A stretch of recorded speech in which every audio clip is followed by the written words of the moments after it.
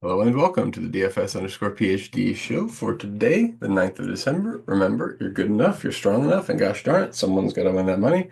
Might as well be us, except on FanDuel, where I am banned for an unknown amount of time for reasons that are unclear to me. They defended it, they didn't overturn it when I talked to a human, but they say I'm proxy DFS betting. What are you even talking about, man? What the lineups were duped? I don't know what you're talking about. I'm not doing any proxy betting. So I asked around and I noticed a couple of other people like Big T and a few other people are having trouble. And so now I'm polling it and it's 50-50. So chime in on the poll if you are able to MME on FanDuel. I think they're just cutting off a lot of people who are just regular people. So I'd like them to stop doing that.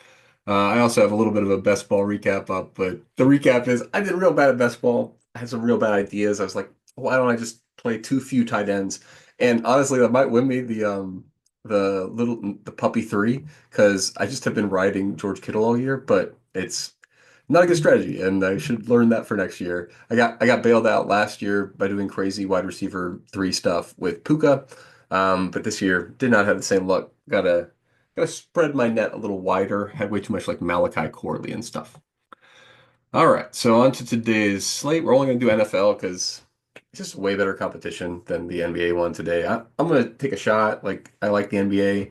I'm gonna watch the game, but just not compelling competition. It's not enough to talk about today. And on FanDuel, I can never play Showdown in general, so it's gonna be an off week regardless. But frustrating. Just annoyed by that. Don't like it when people accuse me of stuff anyway, and then like I don't know. Okay. So, you know our strategy if you've been in the Discord for the last little bit. We are looking at injuries. The reason we're looking at injuries is that the probability, particularly for a wide receiver injury, is massively underestimated by the field. The field does not weigh it in at all, and there's a 40 to 50% chance one of these guys gets injured tonight. It happens all the time in the NFL. Like a lot. You can think recent games, it's happened. And that's coming from I'm taking a 30% off the last time we had really solid numbers in 2014, 2015, or 2011 to 2014 or something. But anyway, wide receiver is the highest injured position. So anytime you get a distribution of injuries on wide receiver, that's where you got to go first. But generally speaking, running back is second. And you need to think about where is their massive chalk? Because just like, Sheets says, like All Star says, there's when you have those chalk situations, and I agree. I mean, I'm going to play a ton of Chase Brown tonight. Don't get me wrong. I think Chase Brown's a good play tonight, but look at how the season has progressed for Chase Brown, right? This is why I made a video today. I haven't made a video in a while because I haven't really had a point, right? But I'm looking at this and I'm thinking Chase Brown was never intended to be this team's bell cow back, right? Like it was going to be, if anybody, Zach Moss was the lean on guy for a couple of weeks at the beginning. So they were kind of stuck when Moss went out with the injury and is not coming back. They got Herbert almost immediately, right? Like they traded for him or something. So Herbert's part of the plan, and Chase Brown being the bell cow is not part of the plan. So I think you're going to see a creep. I think you're going to see a slow creep of Herbert's. I mean, you've already seen it 2, 4, 6, so 8 snaps. Yay! I think you could see more. I think if it gets in a situation, particularly where they're running it down their throats in a blowout. And by the way, that's something I do think more than the field right now.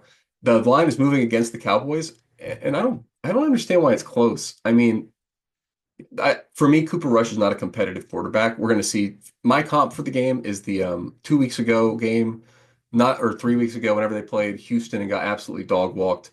They're playing a real team that needs the win. They're going to get crushed. It's going to be bad for Dallas. So I'm projecting Dallas to not score many points. And as a result, it's very important what you do with this uh, Cincinnati running back room. By the way, I missed the coach speak on Isaiah Davis and was way too overexposed to Brees. That was a mistake. You gotta follow coach, at least follow coach speak and turn on notifications, read everything the guy writes. One of the best analysts we got out there. But I found him because I was looking up what kind of coach speak do we have on Zach Moss, Chase Brown, like anything going on. So we have from a month ago, um, the head coach talking about why they're going to trade for at the time Herbert, why they did trade or were going to trade for Herbert. I think it's important that you have another guy who can take some of the work off him, whether it's a couple of carries or snaps in certain situations. So certain situations could be blowout, right? Just saying, there's a situation. So it hasn't happened yet. As a result of it not happening yet, you get an incredible what's it, premium on it happening. So let me have a look. Number one, I don't want that much of a kicker. 50%. I guess I'm projecting this to be a lower scoring game. So that's fine. I expect a lot of Cincinnati. I mean, they could score 9 points on, yeah, that's fine. Being overexposed to kicker is another way to get unique. Currently, I've just run the contest sims and I'm checking it and have not edited it. I like to typically throw away so you can see I might not throw away the highest duped lineups here because I've got some weird takes in here. So as a result of my weird takes, I am leaving at least $2,000 on the table. Anytime I come in with like a hot, super hot take, I'm immediately trying to get fully unique because I don't want to be sharing my crazy take. This is the only way that it's valuable, the only way that it's a good idea for me to be playing a crazy take that I'm saying in this video is if I am getting the full value of I win $300,000 tonight. You know what I mean? Like Z Champ doing great job. Like all these guys at the top of the list, the reason I do the list, I'm trying to be like that. You know what I mean? Like I'm only doing it in the mini max and the $3. I'm throwing some darts in the main, but I understand I don't really have enough exposure to expect a hit. It happened one time, great, good for me.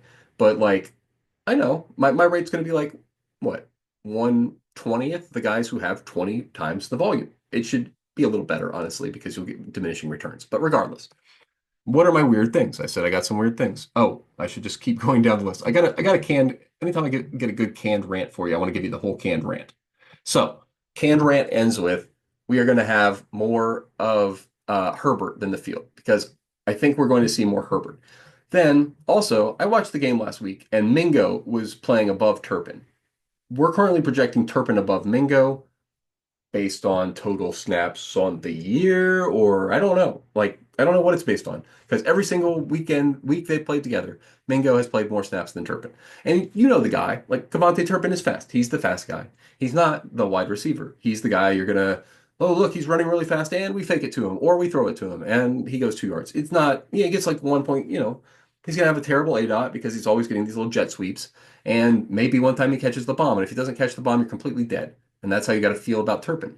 It's also pretty similar to how you feel about Cooks, except you get more designed opportunities, and he's a little bit more of a wide receiver.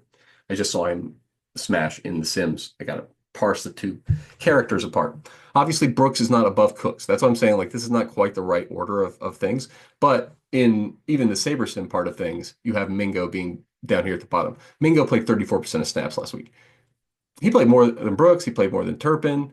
He was the wide receiver four, and the wide receiver four on Dallas is seeing work. They are spreading it around because they have to, because like they got nothing to do, and they're going to be playing from behind. Best case scenario.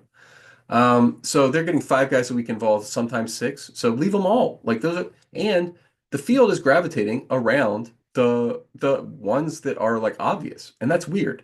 That's very weird to me because let's read off for the wide receiver four for Dallas the targets by week: 1-3-3-0, 1-5-1-4-0-3-2-4. So we got a median of 3 targets for the wide receiver four. Is nuts.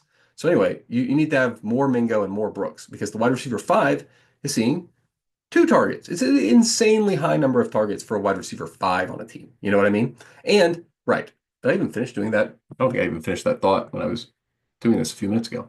Because Turpin, we had the wide receiver room wrong when I did this the first time. So let's go back and do it.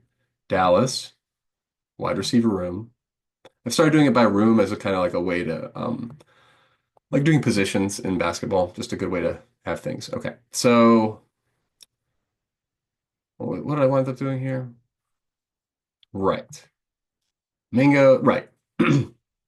I just set them all at 6. That's what I did here.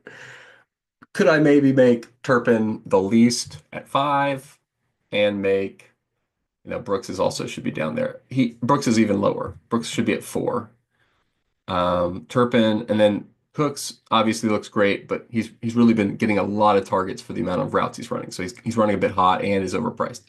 So I can't. That's why I've got him at 6. Tolbert and Mingo need to be up there just to emphasize their value. Mingo at 1%, a wonderful play, but I mean, I guess after I make the video, what I think he goes up a percent because you guys are all MME players, so sometimes that swamps me. I gotta adjust to that. But I do think, yeah, I want to emphasize where I think this pecking order stands. I do think what could I put him back to? 6.46, whatever his regular. Oh, adjusted by the points they score.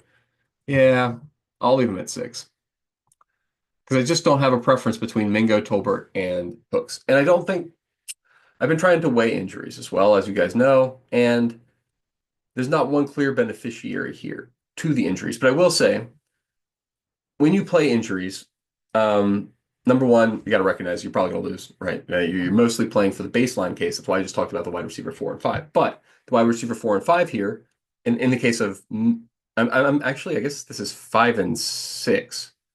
Yeah, right. So 5 and 6 are Mingo and Brooks, but I'm considering Turpin like a gadget guy. So I think Brooks is in play for serious snaps as well because he's not really competing with Turpin for snaps. They're kind of different.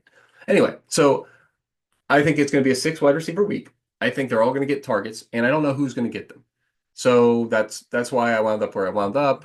Well, I have a broader point. Oh, and the ownerships, right? The ownerships are so low on Brooks and Mingo, but the probability that Brooks or Mingo benefits from a player injury is the highest, right? Because Turpin is not filling in. Turpin's not running a CD route. Turpin's not running a Cooks route. Turpin's not running a Tolbert route. Turpin's running a Turpin route. And that's good for him. It establishes a baseline, but he's not filling in. Like he can't do the same things the other guys can do, just like they can't do what he can do, right? So anyway, Brooks and Mingo see the full, like if CD gets hurt or gets hurt or Tolbert gets hurt. I mean, even if Turpin gets hurt, right? They can just run a different play. So really, 4 guys get hurt in the first quarter. That's 40% chance that one of those guys gets hurt. So I'm just saying, these guys being 1%, I'm talking myself into a full Siege mentality. Siege got famously, I think, won $1 million a few years ago. Siege DFS, it's Kalkbrenner or something. He won by playing backup quarterback in a big spot,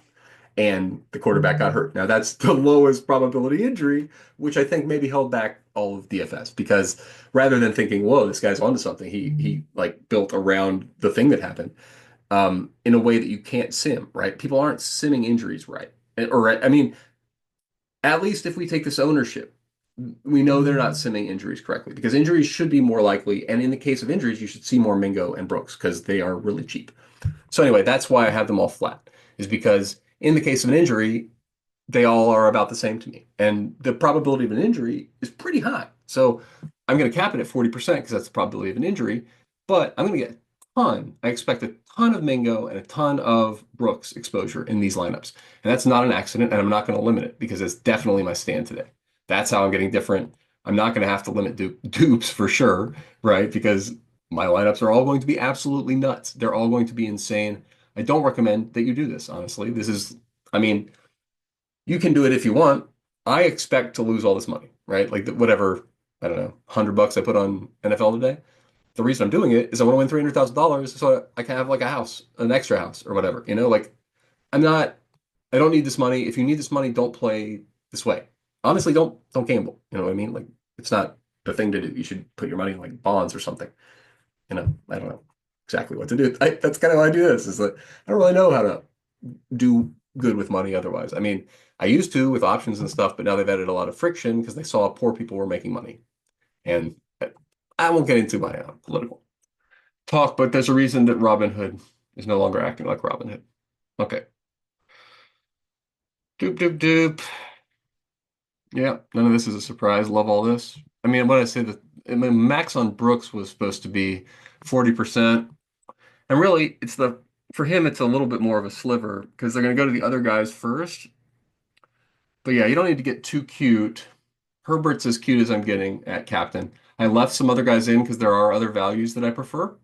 Lipke, I thought you maybe could get to, or Brooks or Mingo, but that's all too cute. They're in the pool here. They're not chosen. It's not an appropriate, it's just not a high ROI move to take such low price captains. However, in the case of either all of a sudden they're starting to ride Herbert into garbage time, or an injury to super, super high owned Chase Brown, that's when you get your Khalil Herbert smash, right? Your Khalil Herbert fully optimal.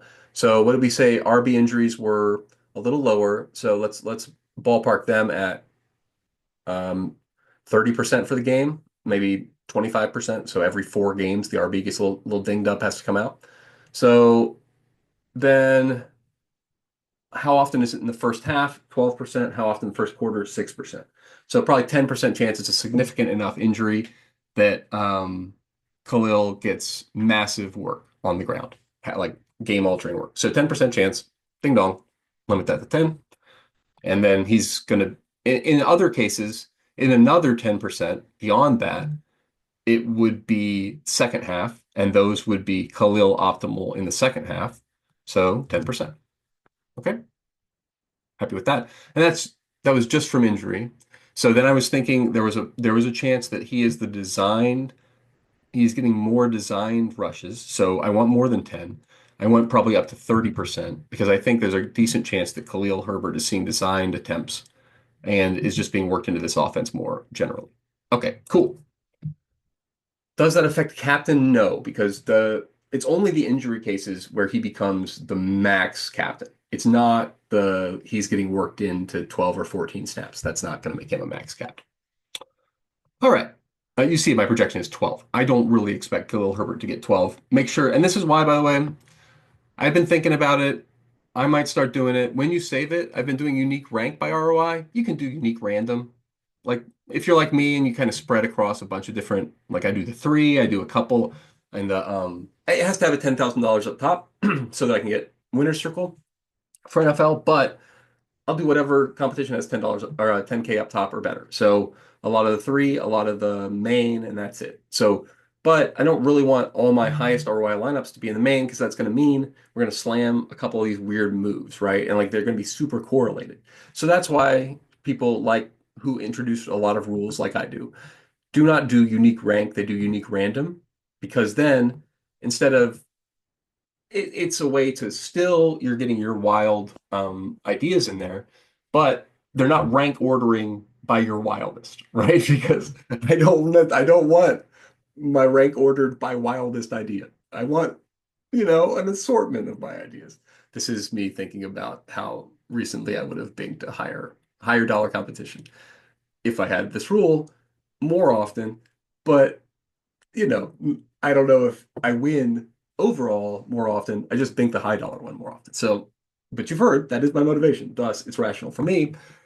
You can think about whether it's rational for you. What payouts are your motivation as to how duped you want to be? I am not going to be duped tonight. I'm not worried about it at all. I'm leaving a bunch of money on the table and coming out here with crazy projections that, again, emphasizing to you, are based on wild takes. I think I had more rant here. This was just the end of the Dallas rant. Talked about injuries, introduced a rule. I have a max one rule for Dallas. I'm hungry. Did I do anything for, I don't got anything for Cincinnati besides the running backs. I mean, I guess, okay, the reason I didn't, it's on purpose. It's not fun. It's not interesting to me because they were both hurt. Chase and Higgins were both hurt recently. So Yosibas is max price probably. And even if he does get the work, it's just gross. I didn't like him at all. I didn't like playing him when I had to play Yosibas. I don't have to play him now. He's max price. I'm not going to play Yosibas. You can if you want that 20%. Yes, it's there. 20% chance Yosibas smashes. No, I'm not going to play him. 6%. Okay. Oh, 20% smashes. Yeah, 20%. I've talked myself into it. I have to leave him in the pool. There is a 20% chance he smashes. It's pretty much exclusively in the case where Higgins or Chase gets hurt. You can build that in as a fork. If I, sh Ugh. He's just not that expensive either at 4,400. I thought he would be higher. He's got to be in here. I've talked myself out of that full fade.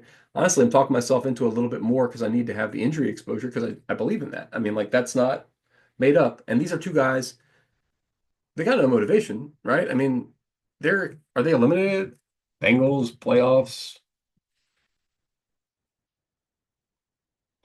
They are 2.4% to make the playoffs, down from 4 previous week. They are gone. I mean, like, that's not close. So if regardless, you might start seeing them start doing weird things. That somebody pointed out in the chat, actually. Yeah, so I should say thanks to Smelliot, for that note on the reasons they might go to Khalil to rest Chase Brown because the season is over, right? I mean, like Chase Brown contract, $4 million.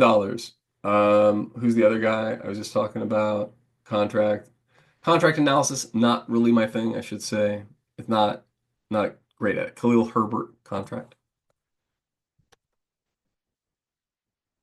It's like, what am I hoping to see here? Yeah, it's the same price. So like, and it's really about you running down the wheels on this or that guy. Yeah, you can see all my favorite YouTube guys. Oh yeah, and I say, you're good enough, you're strong enough, and gosh darn it, someone's got to win that money. Might as well be us. I had this up. Congrats, WTF, bruh. And everybody who's watched it this far in the video, thank you for watching as well. Please like, comment, subscribe, and hit the notification bell so you know when everything goes live because I don't know when I'm gonna make another one of these, man. I do this whenever I want. Okay, so let's see. Yes, please do chime in on the poll. Where is oh yeah, lines moving against them. I think that's pretty much all I got. So it's gonna wind up being one of my highest leverage plays. The kicker, I don't know what's going on there. I'm not big into that, I'll be honest. Don't love it. I mean, it's obviously coming from contest sims, right? So, but I just don't get it. I guess I'll leave it 50%. How much captain? Yeah, okay. It's not too much of it. A captain, fine, whatever. We'll stick with it. Oh, it's just leverage. But okay, I think there's gonna be a lot of field goals. I don't love it, but that is what I'm saying. A ton of Brooks, a ton more Brooks than Mingo.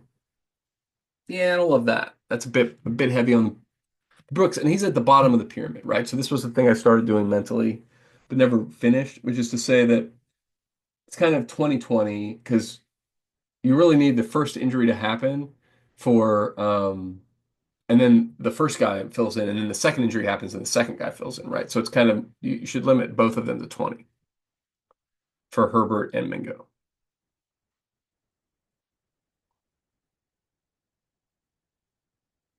I think that's why people don't model injuries is because they think, what's the probability of two injuries? Well, that's too much. No, I guess for a scientist, that just second order perturbation theory, man. Just a little bit more meat on that bone. I mean, it's not zero, right? It's a 40% chance times a 40% chance. That's a 16% chance. That's a pretty high percent chance. But there are two wide receiver injuries in this game for the same team. I said for the same team without really considering my priors and whether I'd pinned that down. Yeah, pretty sure I did for the same team. In the game, it's even higher that there be two wide receiver injuries, right? It's like, I don't know, 32%. That's dicey probability. Kids, do not do that kind of probability at home. Don't take it home to your probability teachers. Your probability teachers. You're all in school, right? You're all learning probability. You should get AP probability knowledge if you don't have it. It's not really relevant to this though. Just fun. Okay. Uh, I'm jamming Chase Brown. Isn't that funny? This whole thing I've been all about my big stand on Khalil Herbert, which it is. I am doing that, but the bigger stand is on Chase Brown. I think one of these running backs is going to smash. There are just the two of them, right? I mean, they don't got. Is there a third? Please comment on the video if there is a third running back in this room that is expected to see any work or even will be active for the Bengals. Because I don't. Travion Williams. Okay. With possibly active Travion Williams is here. Now, again, yes, tiny sliver. If you are hunting that unique lineup and you want to pop Travion Williams in here, particularly into flex, 1.7% owned. I mean, there's not much meat on that bone. That's about right, right? We just did it 16% for wide receivers that two of them get hurt. We need two of these guys to get hurt pretty much because they are comfortable running one of these guys into the ground. And so a double injury at running back, but 4%? So 2%? I don't know. Travion Williams a bit speculative for me, particularly given how much I like Herbert. So probably sticking with the unclick myself, but I have at least talked about the possibility that he might play. Don't know if it's real, but it's non-zero according to Saberson, and they are typically pretty good. All right, I'm hungry. I gotta go eat lunch, so I'm going to say I'm gonna double check who I'm fading before I leave, because otherwise I'll probably just forget to do that entirely and wind up with some random fade that kills me. It's not really for you, but thank you for sticking around.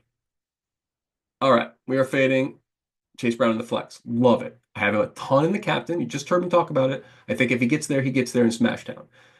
Love that with Rico Dowdle as well. I don't think that he gets there in Smashdown. I think he's got competition for snaps. Happy to be under the field on 40% Rico Dowdle. Ugh. No, no. He could get vultured by Zeke. He could get vultured by passing. He could not get any work at all. He's not that good of a. He's tiny. He could get phased out for Hunter Lupke or something, which I'm still not getting any of, even though I boosted him to be the best value on the slate. What's going on there? I want some. I mean, like, did I not make it clear to you? I wanted some Hunter Lupke.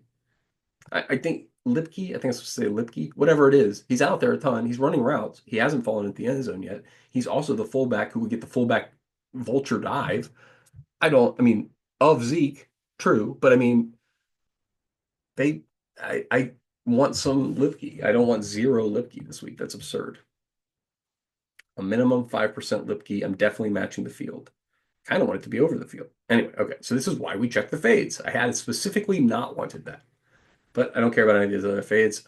Yes, CD has the worst passer he has ever had passing him the ball and is still out there. So Jake Ferguson, all these fades in the Dallas passing game are, despite the game script, I just think it's a bad quarterback. So I'm on that fade. You can play Flournoy if you prefer, down here, 2%. I think he's below everybody else in the pecking order, but he may also get some snaps. And you've heard me, 5 or 6 guys, and I don't really count Turpin because he's kind of a gadget receiver guy.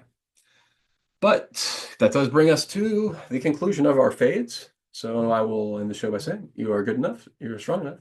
And gosh darn it, someone's got to win that money. $300,000, guys, might as well be us.